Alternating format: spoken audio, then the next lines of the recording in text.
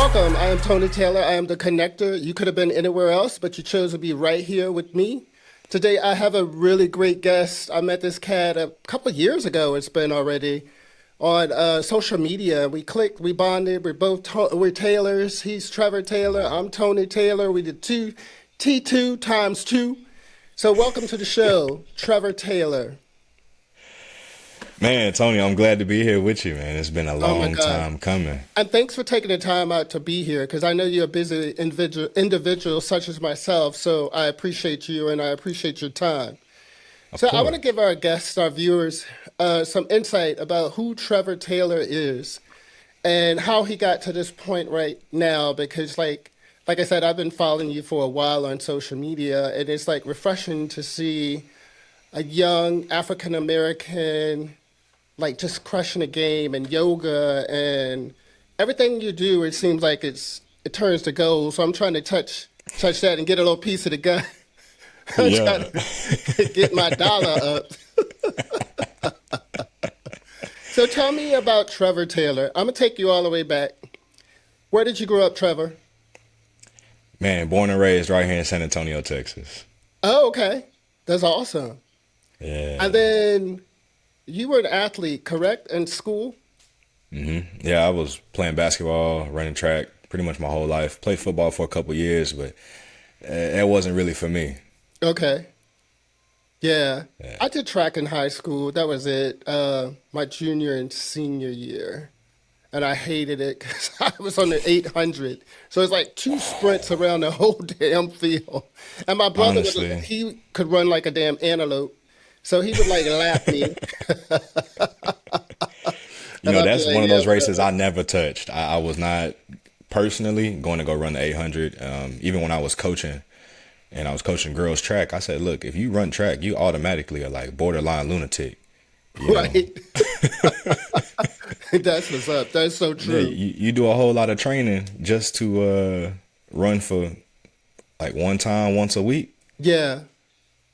I'm gonna cut because we were just talking about when we logged in together. We're dressed similarly, so that's Yeah. another T thing. It's a T thing. Gotta be a double T thing. It's a double T thing, baby. All right. So after school, I want to know how you got into yoga and to metaphysics. Yeah. So I'll start with the metaphysics side and then I'll get into yoga because that's kind of how my journey came about. At 16, at track practice, as a matter of fact, my head coach came out. He said a simple thing. Somebody in the school told him to tell us that we needed to go to church. We laughed. Yeah. I'm South Texas teenager. I'm doing my thing. I got my own car. Like the last thing I'm thinking about is going to church. All Right. right. I'm trying to figure out what I can do on Saturday night, not Sunday morning. That's right. But something about that statement that day really like stuck with me. And I started to contemplate, well, like, why haven't I gone to church? I have a church to go to. This is the same church my grandmother helped found even before I was born. Oh wow. And so I was like, I got my own car. I have no excuse. Let me go try it out. And that Sunday, I went and something clicked where I was like, oh, I'm starting to hear the message. It's Oh actually wow. starting to resonate with my life experiences. Let me keep going.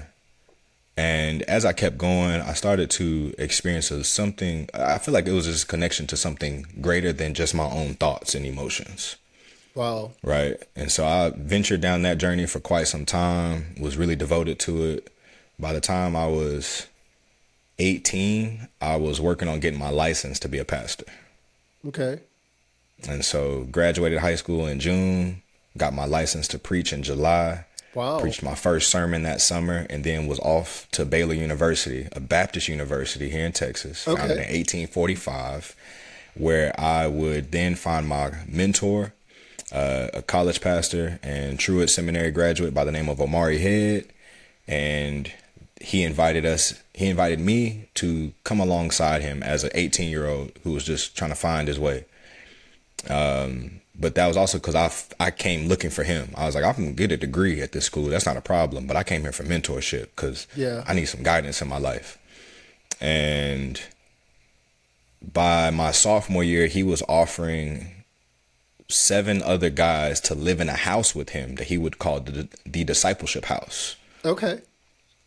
Now, mind you, this is Waco, Texas. All right. This is not a Oh, very, wow. Yeah, I didn't Waco. and Baylor is not necessarily the most diverse campus. Okay. But I found a black man from Oklahoma with locks who was in his 30s who was hosting a discipleship house. I'm like, yes, like I'm in it. Yeah. But one of the things he recommended, not even recommended, it was a standard for us in the house, was that all 8 of us would do something active for our body 3 to 5 times a week, and we put on this accountability chart. Oh, that's cool. For me, I'm like, man, I've been an athlete my whole life. That's nothing. But I don't want to train anymore. Like, I'm tired of training. I'm burnt out from being an athlete and feeling like I got to meet somebody else's standard. I just want to do something for me. Yes. And so I heard about yoga. I had never tried it a day in my life, but I ran hurdles, did high jump, flexible. My mom was a former gymnast. I'm like, yeah, I'm built for this yoga thing. This should be a breeze. It's gonna be an easy way for me to stay fit, tone up the abs, build up some flexibility. Man, I downloaded an app, got me a cheap yoga mat. I thought them little 30 minutes was gonna be cake, and it had to have been one of the most difficult, challenging things I had ever done in my 19 years of living as an athlete. Yeah. And from that moment on, I was like, I don't know what it is about this yoga thing, but I'm going to keep coming back. Yeah. And I think I a was lot of doing people don't realize how your own body weight. I had a guest on a while back, Jonah Downey, and he was talking about, working out and your own body weight. And I do yoga too. I need to really get back into it because when I was physically doing yoga, I did it for like over a year and a half straight without missing a day. Mm-hmm. I slept well. I looked well. I toned. It helped with my mental clarity. It helped with so much.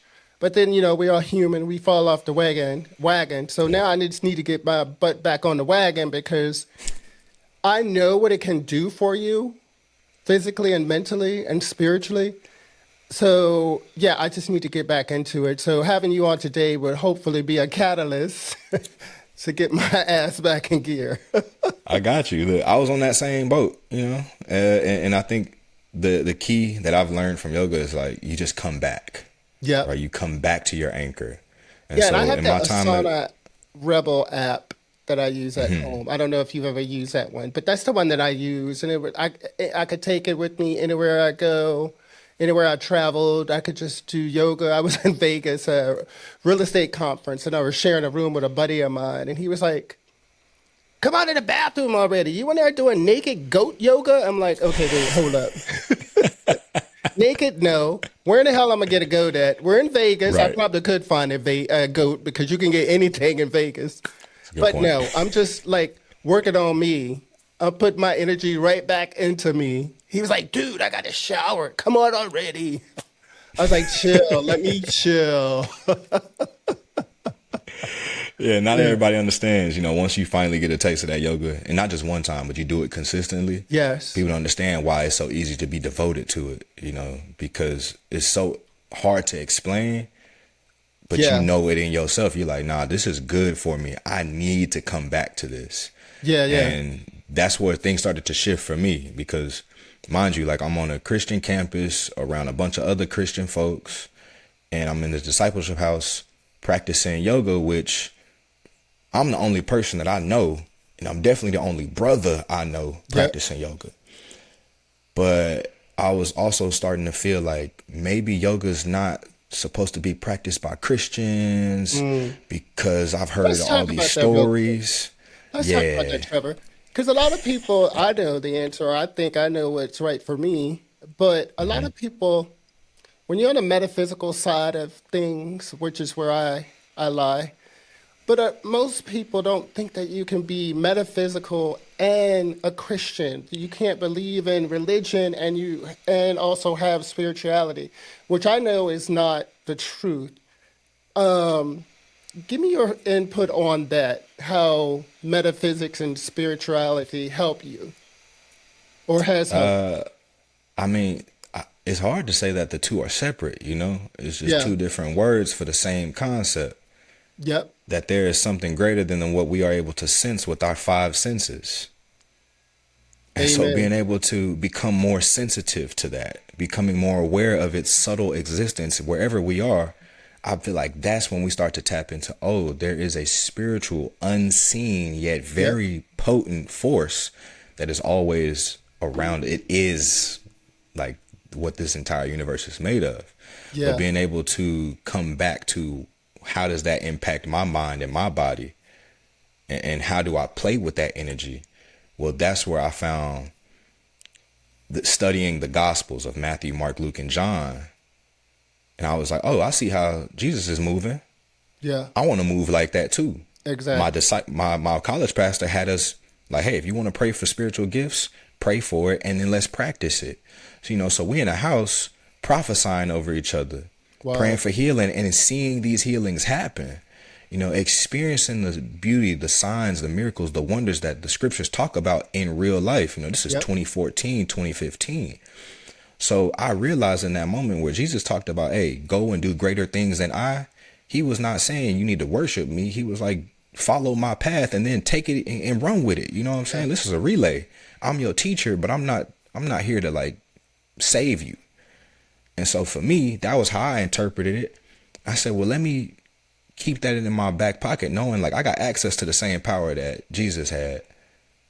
So what am I going to do with that?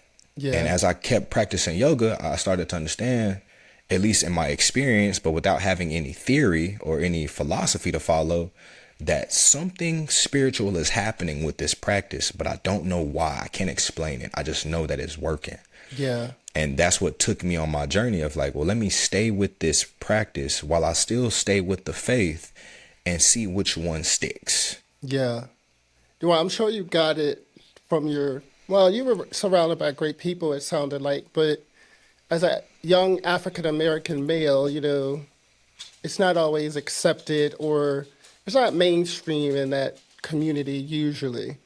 The yoga, a religion is, but again, people don't like to mix the two. So how was it for you being in this house with seven others? What did you get from, people that weren't in that immediate realm? Your people that you went to school with, even family sometimes. And how did that impact you? Being in that discipleship house with those seven other guys, it helped, especially with our college pastor living there too. It helped me get a grounded understanding of humanity and what it looks like to have brotherhood. Where we see each other, not where we're in front of a crowd and we have this mask that we have to put on from time to time, even if it's just subconsciously. Yep. But to say, you know what, like this is who I am 24/7, 365. And I'm going to embody those characteristics that I've been talking about. I don't want to, it was profound for me to see my college pastor on a Tuesday night preaching to the college ministry, singing on Sunday, leading the worship team, and then back at the house, kicking it with us. Yeah. And I was like, you are the same person everywhere we go. And I'm seeing you in your bedroom chilling. I'm seeing you at the kitchen table. I'm seeing you on your good days, on your rough days. Yeah. I'm riding shotgun seat while you running errands. And so as a 19-year-old, I'm getting to see a grown man move in a very honorable way. And he's staying like grounded in his morals, his values. He's not just saying I go to church. He's like, nah, like I'm living this as my truth. Yeah. And so that inspired me to say, oh, there is a way for me to live like Jesus was living. And that doesn't mean I have to be attached to any type of label or persona. I just get to be me. And as a matter of fact, my presence is in my power. And so that's what I got to experience living in that house and being around these other guys who we were doing something completely like unique, for Yeah. people in their 19, 21, 22 years old, where we in college, a lot of other folks is doing the status quo. For us, Yeah. it was like, nah, there's a certain structure of how we want to live our lives. And don't get it twisted. Like, I definitely was sneaking out, you know what I'm saying? I was still a teenager. I was still in college. I was doing my thing. But there was a certain level of conviction that hit me, too. Sure. Where I was more sensitive to the spiritual or metaphysical consequences of my actions. And I wasn't being punished. I was just Sure. being redirected of like, hey, do you see how this feels on your body and your mind? Do you really want to go about the rest of your day feeling shame and guilt? Then get in alignment with what you said you believe in. Yeah. Let's give a shout out. Who was the gentleman that was from Oklahoma that put this together? What's his name? Omari Head. Are you still in contact with him? That's my big bro. Okay. Shout out Yeah. to him for like it's amazing when you're like surrounded by the right people, and the right people will come into your life at the right time. Like you and I, like we met a couple years ago, but this manifested into today, right now, at this present moment. But the right people will come into your life at the right time. I firmly believe that. And so this gentleman, shout out to him for like being that person, that mentor, uh, where that role model, like where you could just look up to him and you could become who you are today because of what he believed in, and he paved the road and did the heavy lifting so that when you got it was easy. I mean, not everything is easy, but he had done a lot of the things prior to help you. So shout out to Omari, is his name? Yeah, Omari. Shout out to Omari, man. That's what's. What, is he in Oklahoma still? No, he's in Waco still. He's got a Oh, he's in wife and Waco. family. Yeah, they running some businesses out there, and so it feels good to see him step more into like, okay, he was 30 looking for a wife, but he was like, nah, I feel like I'm called to take care of these young men and show these young men how to be men. And Yeah. so he sacrificed, or maybe just was Yep. willing to put his Or it was just his desires on calling. hold. Yep. And he was like, let me go show up for these young men, and then once I feel like my job here with them is done. He did it for 2 years, maybe he did it Okay. for 3. Then he was like, all right, now it's time for me to go lock in, and he found his wife. They have two children. Yeah. They're running businesses, and they're doing well for themselves. And I Congrats. find myself in the same space, 31 years old, not necessarily in a place I need to be inviting young men into the house, Yeah. but I'm back home to be of service to my people, to my family, while I'm also cultivating a beautiful, powerful relationship with Kiori, the love of my life. So Yeah. I found myself, in the same boat. Like, hey, I'm at 30. I'm doing my entrepreneurial approach. I'm being of service to people greater than just myself and my own desires. And yeah, it's a little tough at times, but you know what? I get to embody those same characteristics I saw in him and how I move today. Yeah. And like I said about Jesus, I'm gonna take what Omari taught me and I'm gonna do better than him. Yep. And it's not out of competition. It's to give that man his flowers and be like, yo, you put me on game. Now watch what I do with Absolutely. this. Because I don't think that happens enough, especially in the African American community. Like sometimes I find that like once you get to a certain pinnacle, a certain level, then a lot of people be happy for you. But sometimes you can have haters, and that's just all people. But in the African American community, especially in the realm that you're in with yoga and all of that stuff, they Yeah. think it's like foo-foo, or they think it's like, you know, not masculine. Right. Some people. So yeah, you're gonna have haters wherever you are, regardless what, you know, ethnicity they are. But I'm just speaking from what I know of the African American community. And it's changed a lot though in the past 5 years, where a lot of more people are open. Because I'm having a lot of people, because I live my life this way, like on a regular. And I just had an incident. My nephew passed away suddenly a couple weeks ago. And then he came to me, well, I was going to bed and I said, Andrew, his name was Andrew Perkins. I was like, Andrew, you can come to me, but I don't want to see you because it would scare the shit out of me. But just if you have a message, if you want to converse, that's midnight. Trevor, dude, I woke up at like 5 o'clock on the dot. Like, Yeah.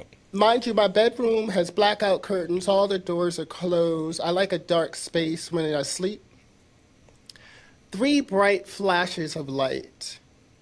And I wake up. And as soon as I awakened, I just started getting these mental telepathic downloads from Andrew. And he gave me messages for his mom, his dad, his brother, my wife, who was his aunt, her brother, who was his uncle. And then he gave me some insight too. Or he was saying, you know what? I used to always tease you because you have a very soft spoken voice and your voice is not deep. I used to always say that you talk like a girl, but your voice is going to help you in this world. And I was like, okay. But this was all like mental downloads, like Yeah. telepathic downloads. And he had told me, if you want to get to if my parents ever want to communicate with me or they miss me, my way of communicating with them is going to be a bluebird or dragonfly. And I was like, a blue jay, and he was specific. He's like, no, a bluebird. Trevor, dude, I fly to Florida for the funeral. I get there, my wife is already there. They had already eaten dinner. I sit at the table, and there's a big bluebird on her centerpiece. And I was like, holy, so I got emotional, ran to my bag, dumped out all my stuff, and I had this dragonfly pendant that I had bought like 10 years ago that I had brought to give to my sister-in-law because the night when that morning at 5 a.m., when that happened, and then I finally got out of bed at like 6 or so, and I have on my bureau is a container that I keep loose change, and in that container, that's where the dragonfly was. Well, when I got out of bed, the dragonfly was sitting right beside the container and not in the container. I was like, oh, this is an indication that this is meant for my sister-in-law. Yeah. So I gave it to her, and then my nephew, his brother, was leaving that night, and we go out front, and my brother-in-law, John, he said, Tony, look at this. And I was like, what? My sister-in-law has all these canisters of, they're like solar lights, and they all were dragonflies. Like her whole front porch was illuminated with dragonflies. And so I was like, holy shit. Like, this is real. Like, Yeah. there's no way that I could have gotten these telepathic downloads and these messages if it wasn't real, in my opinion. And so Yeah. a lot of times people think that, oh my God, you're crazy, or that can't happen, but I'm a firm believer, like you have gifts. And like when you have gifts from God, and I say God or the universe, that I don't think you should shy away from those gifts, even if society has told us that, because I know some of my own family don't believe in metaphysics or spirituality, and so I know personally for myself that it's a gift being Yeah. able to receive these messages and have these dreams, and it's just a gift. And so let's talk about your gift. Let's talk about how you, after college, or after you did that internship or that program, where did life take you after that? Yeah. So I stepped into, I came right back home to San Antonio after graduating and Okay. went to the same high school that I graduated from. Oh, wow. This was my intention. When I got to Okay. college, they were like, what are you going to do? I was like, I'm going back to the same high school I graduated from to go be the light that I wish I had. And so I became a freshman English teacher. No And way. then I became a volleyball coach. I was the varsity assistant. And then I was the girls' head track coach as well. Wow. And so we were at a 5A, 6A school. Competition is high. Got 2,300 kids in the school. Oh, wow. And so, yeah, like I had a very full life, in my profession. Outside of that, I was also in the position of youth pastor at the church that I had gone to when I was 16, and been going my whole life, essentially, just on and off because mom was working, So for me, it was about coming back home and being of service. But I had this recurring thought of, hey, a prophet is not welcome in their own home. This was one of the early hard lessons that Jesus had to learn in his ministry, at least from what we see in the scriptures, right?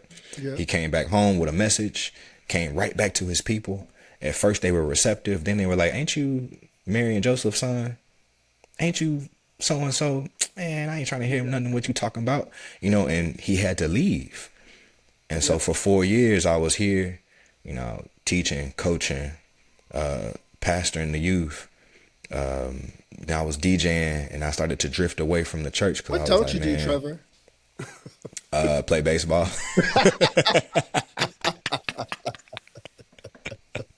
Damn, you do everything.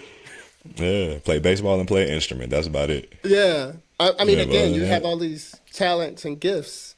yeah, but see, for me, it was like during that time of teaching and just putting a lot on my plate. To be honest, I experienced a lot more struggles with mental health. You Okay. know, realizing like, oh, there's a lot of pressure that is on me. So, a lot of it self-inflicted, but also just being back home. Yeah. And then I had tried to cope with it the same way I watched other men in my family and in my community cope with it. But that was not working, Yeah. And then we got hit with the pandemic, Oh, 2020. wow. For me, that was like I was wrapping up my 3rd year of teaching, and I loved what I was doing. I was like, this is easy. So my 4th year, I came back and I was like, I'm ready to go ahead and move on from this because I know that there's something greater that I'm pursuing. I just don't know exactly what it is, but during that 3 or 4 year stint, I was in therapy because of my mental health. And my therapist, shout out to Christine, she asked me, she said, are you, because she knew I was getting ready to leave and move. She said, are you moving to run away from something, Oh, wow. Good or question. are you moving to pursue something? What was your answer? Or was it Shit, both? both. Both. Both. But that wasn't something I had considered at the time. I Sure. just knew that I wanted to move. I didn't know why. And she was like, hey, sit with that. And I want you to get to a point where it's less running away and more pursuing. And by the time I was ready to leave, the only thing I knew for sure that I was pursuing was to go get my yoga teacher certification. Because as I was coming to her, every once in a while, like we had talked about earlier, I'd fall off my practice. I went from doing it every day to like a couple times a month, maybe. Yeah. I really knew I needed it and didn't find anything else that could help, or I felt like I had the time to do it. But she was like, hey, anytime you practice yoga, you seem to come in with better like experiences. And so I was like, you're right, Christine, but I don't know why that's working. Yeah. And so that's why I was like, I'm going to go pursue like those answers. Yeah. Why is this working? Because I'm in the church and it's kind of working, but they're not talking about mental health. I'm around my people and spending time around my folks feels good, but they also not addressing the root Yeah. causes of what I got going on. Unintentionally, we're all enabling one another to continue these negative patterns, Absolutely. these negative habits. And so that's when, in 2021, sold my house, got rid of all my belongings, packed up a U-Haul, my 2 dogs, and a couple of my boys. And I was like, let's go take this road trip, man. I'm moving to Seattle. Oh, I'm out. wow. So before you get to the Seattle part, let's talk about mental health. Because, again, I did a show on mental health with men, males in this society, and especially, again, only because I know I'm an African-American male, so I know the African-American community. And I'm not, like, trying to, like, say that we're different, but from conditioning, from slavery, from all these things that we've gone through, a lot of times we still don't get the help that we need. And I want to get your opinion on, or what would you say to some young African American kids or even adults? Because I know so many family members and friends in my community that don't think getting help or therapy is something that they would ever do. But in my opinion, it's helped me so much. I started 18, 19 years ago in therapy. I wouldn't be right here right now if I was not in therapy because I think the trajectory of my life would have changed. So give me your opinion on therapy and how it works, and what would you say to somebody who came to you and needed help. Yeah. So I'm gonna start with this. If I go to the gym and I go work out and my body starts to feel fatigued, Yep. do I just say, oh, it's fatigued, I give up? Or do I still try and push through a little bit more and give it an extra effort? Give that one more rep. By doing that extra one rep, I start to realize I'm not the body. The body has to listen to me. Yep. So who am I? All right, let's start there, right? But then on the mental health aspect, because I go to the gym for my physical health, mentally, I have to have that same understanding that I'm not my mind. I'm Yep. not the voice in my head. I'm not that constant chatter that I hear. So how do I put in some extra reps to build that muscle, to build that resilience, but more importantly, to create a gap between who I am and the mind? Yes. So for me, going to therapy is where I found a personal trainer. I found a coach.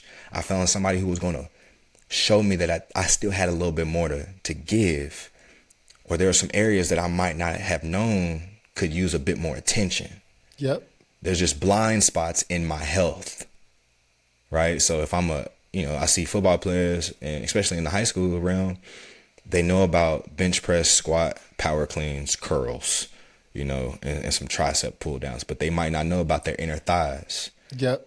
That leads to hip problems. They might not think about glute engagement. Now they worry about low back problems 5-10 years down the line. Was it because they were unhealthy? No, they just didn't know that they needed to work on these other things. They were just ignorant to it. And there's grace for ignorance, right? So that we got to have that same grace for us to say, well, where did I learn how to take care of my brain? Yeah. My mama didn't teach me that, No one. because no one really taught her. Yep. And so if I'm looking at all the examples around me, I say, oh, I see why being an athlete was so easy, because my community is built around athleticism. South Texas. You're a black man, you better go play some sports. Right. Pick up a ball. Right. Cool. I can do that. That keeps me out of trouble, but that doesn't show me how to take care of my mind. So Exactly. for men or anybody that's listening, but specifically for brothers, like the physical health, we got to take care of. The mental health, we got to learn how to take care of. Mm-hmm. Amen. And there are several ways to learn how to do it. I have found that seeing a psychologist, seeing a licensed therapist, and not just the first one, going and dating around to find the ones that really resonate with me, that know how to speak to me, Yep. made a huge difference in my mental health. Oh my So it's God. not about being sick. It's about realizing like I am healthy and I can be healthier. I just got to know, can someone point out my blind spots and help me navigate how to become a bit more mentally fit? Amen. Shout out to my therapist. Haven't seen her, Hope Helton. If you're in the Richmond area, reach out to Hope Helton. I don't know if she's even taking clients, new clients, but this woman changed my life. Like stuff that I had stuffed down and suppressed and not dealt with. She was able to help me bring it back up, but also deal with it once it did come back up. It just didn't leave me holding the bag.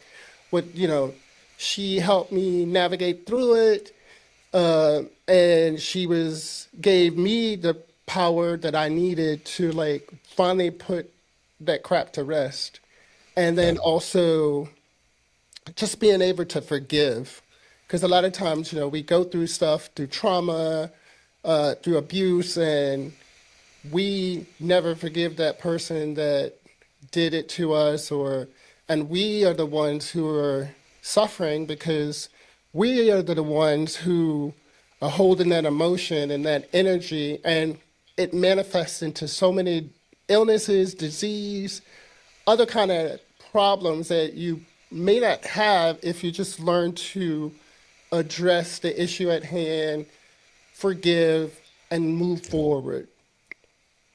100%. Shout out to Hope, by the way.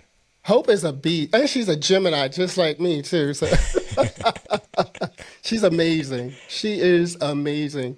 But yeah, and again, in our society, a lot of people think you're weak, if you see a counselor, or if you talk about your feelings, or if you're sad and you cry. Like I literally hear that all the time. I'm still in the salon 2 days a week, on Wednesday, Thursday, 9 to 9. Shout out to a head of hair. But yeah, I hear it all the time. Like men talking about, and again, it's society has given us these label as men, and what we can do as men, and what we cannot do. But I don't limit myself to societal beliefs or what people think about me, because what people think about me ain't none of my damn business. I don't care. And it's just, and it took me a long while to get there, because I was also insecure, and I was also like hurt. I was also a person that had these life scars, but then you just learn how to heal them and learn how to get through it. Yeah. Yeah. So let's go back now that you've moved to, because I cut you off back. So now you're going out to Seattle. So moving out to Seattle, big shift for me. I needed it. First time I've ever moved. Wow. I've never even left my zip code really until 16, and I had only moved 10 minutes down the road. And so I spent my entire life around the same people. Okay. So moving to Seattle gave me a chance to say, okay, who am I when nobody's watching? And Oh, what that yeah. really meant was the people that know me, they can't see me. So how do I move? Yeah. And thankfully, my partner, who I'm with now, we actually went to high school together, but we never spoke to each other. No way. And she lived in the Seattle area. And this Oh, is so that's why you went out there. Let the truth be told.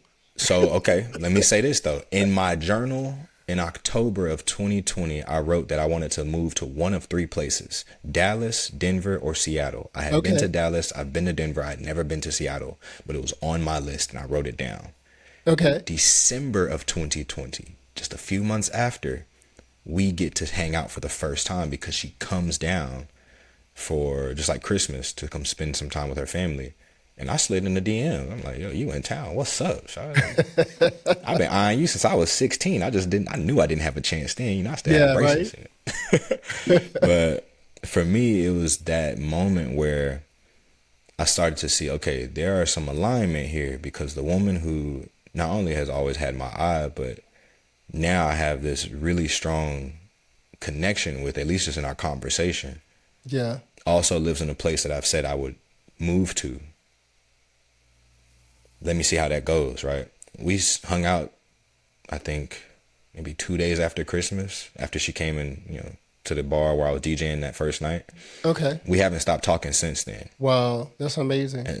And so for What me, year was as we that? were building up, that was 2020. Okay.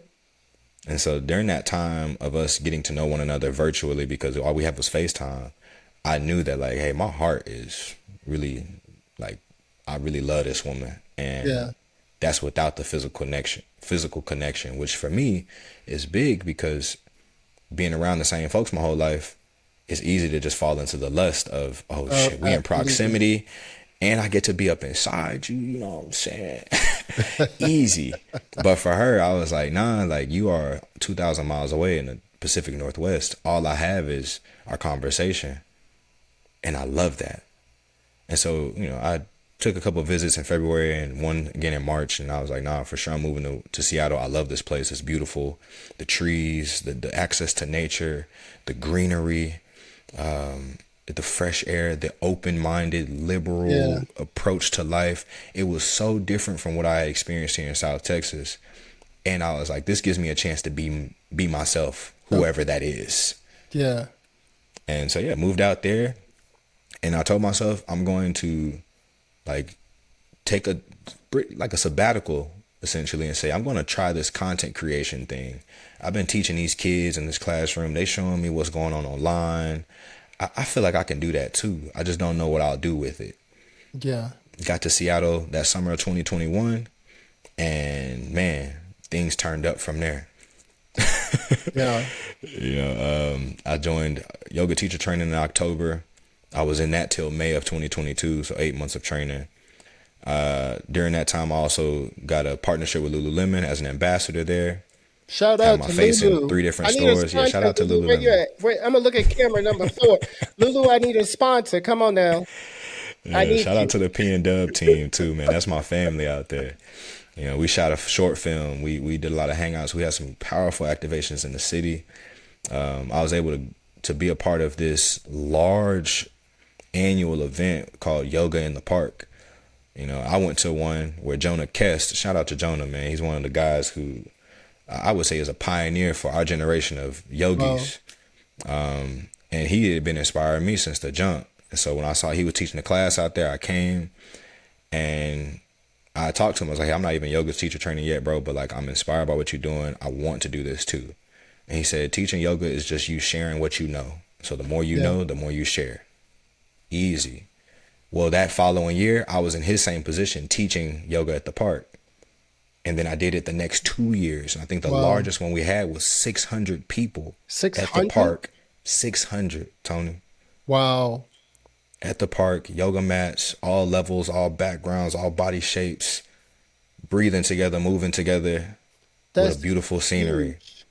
Yeah, when you got that many people sharing that space and put out that amount of energy, it just changes the environment. Yeah, it shifted everything, and it helped me see like, oh, this is really what I enjoy doing, which is not just teaching yoga classes for the poses, but it's how do I help people regulate their nervous system to a point where spirit can actually activate and move through them without them needing to know. Because again, like it's metaphysical. That doesn't, just because you can't see it doesn't mean it's not there. So I felt kind of like a Exactly. magician, kind of like a DJ. I'm like, let me just play with the energy, see what's going on. How can I manipulate the things so that whatever God wants to do, however the universe wants to operate in this container, I have done my part to prepare us all for that. Yeah. And so And yeah, that's then that's why I so love it. and then I know you went to Peru, right? Yeah. Let's delve into that real quick. What was the catalyst that took you there? How did you decide to just uproot and go to South America? Yeah. So I knew I wanted to live outside of the country since 2021. Okay.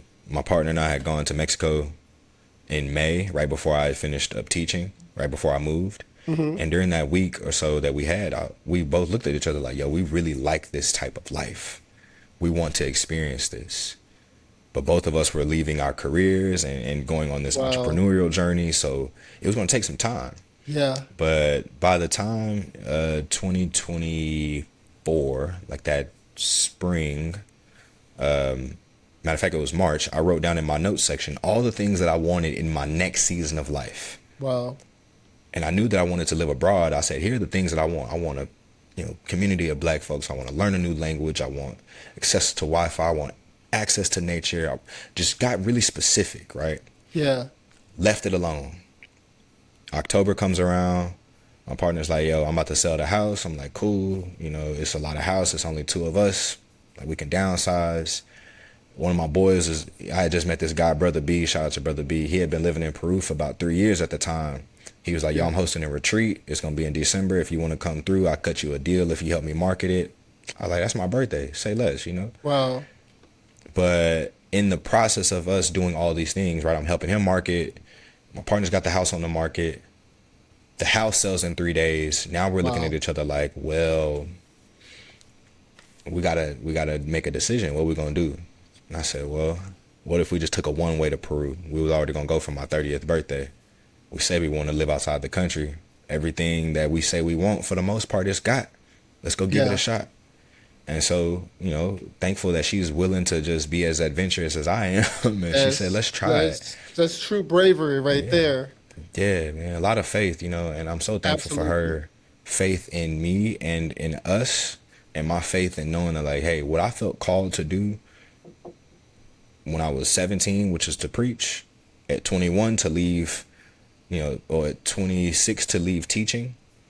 And then this opportunity, I'm not running away. I'm actually pursuing the thing that I said I wanted. Yeah. And both of us were tired.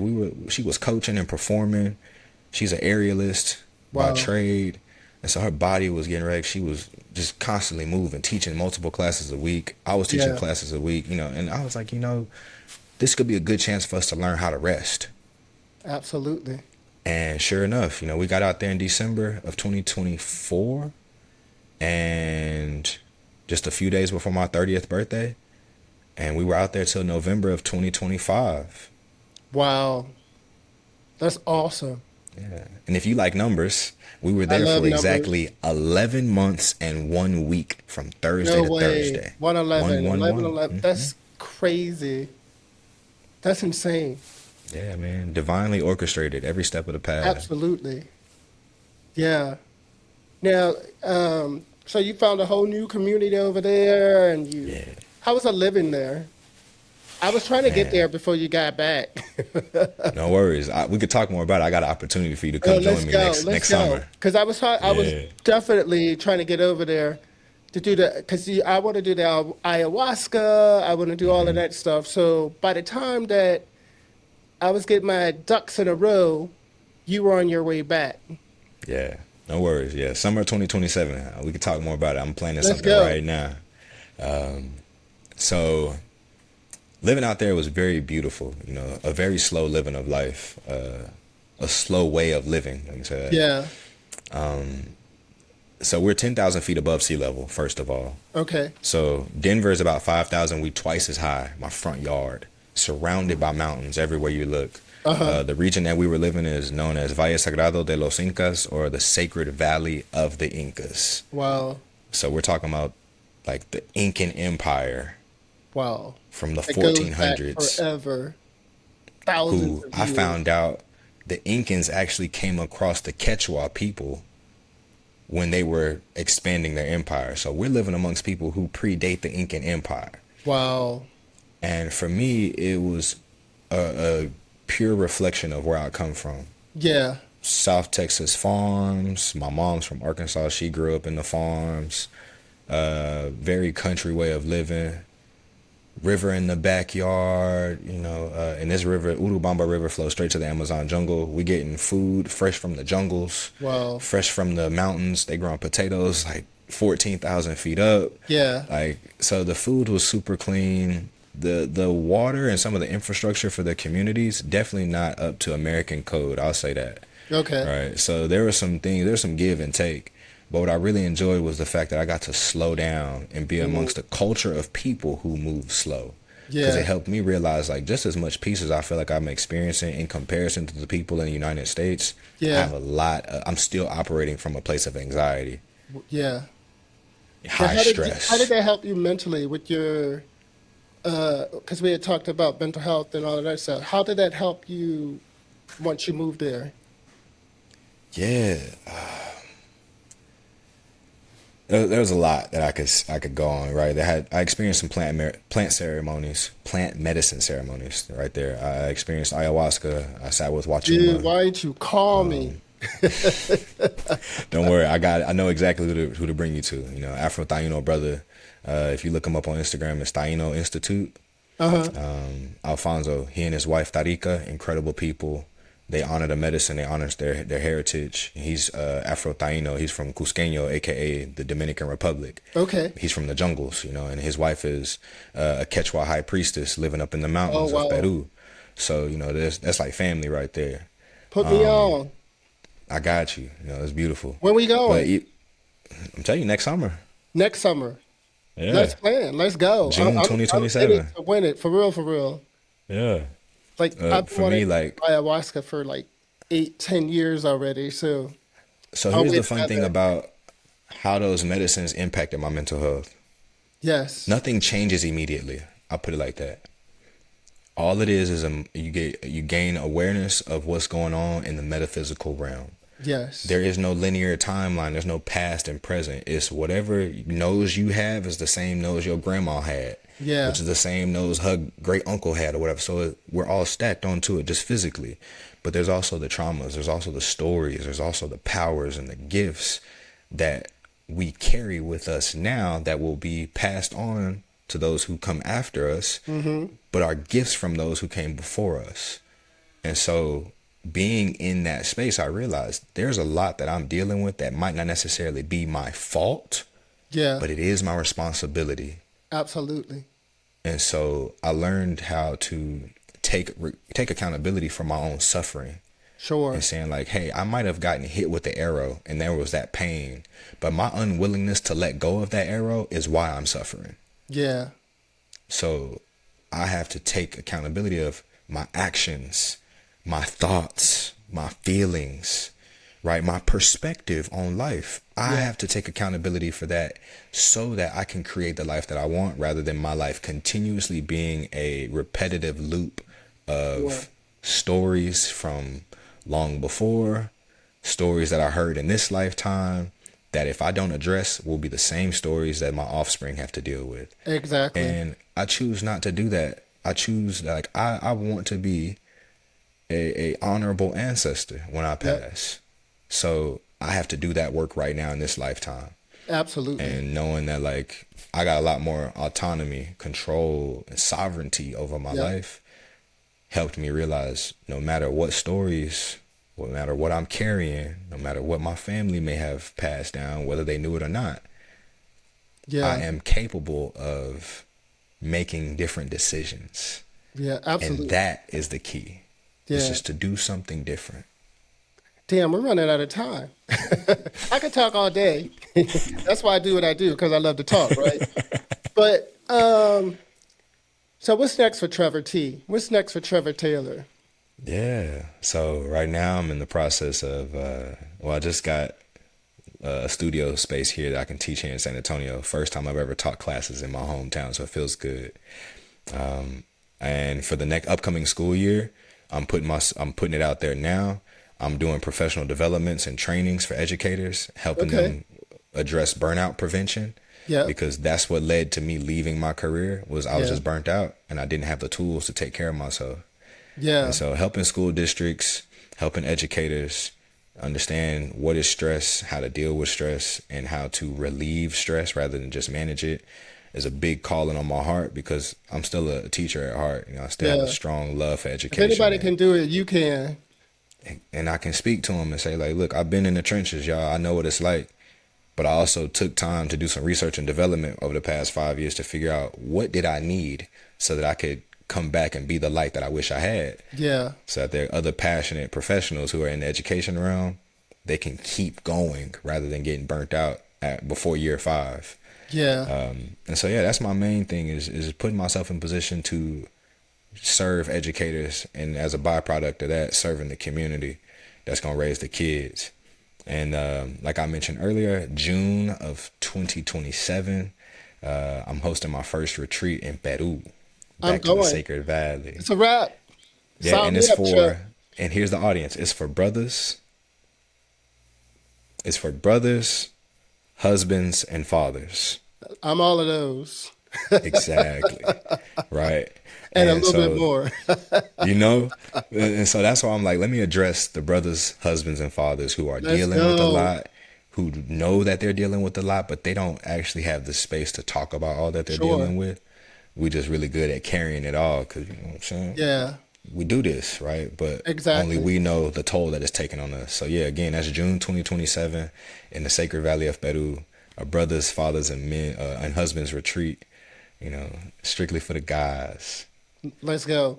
So tell the listeners and the viewers how they can get a hold of you and find you. Yeah, so what you'll find, if you get on Instagram and look up Just Like Trevor.